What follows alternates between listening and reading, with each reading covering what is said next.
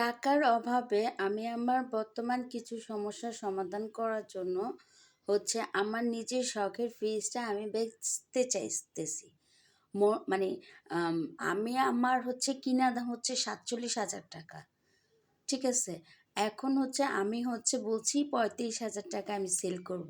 কিছু কিছু মানুষের রিয়েকশন দেখলে মনে হয় যে আমি রাস্তা থেকে কুড়িয়ে আনছি ফ্রিজটা, আর নয়তো ওনাদের বাড়ি থেকে চুরি করে আনছি। ঠিক আছে, মানুষ বিপদে পড়লে যে মানে এক একজনের এক এক রূপ দেখা যায়। মানে আসলে সিচুয়েশনে না পড়লে মানুষ চেনা যায় না। মানুষের রূপ দেখলে কি বলবো, বলার ভাষা বুঝতে পারতেছি না। ভাই, আমি কারো কাছ থেকে চুরি করে আনি নাই। ঠিক আছে, আমার শখের জিনিস আমি সেল করব।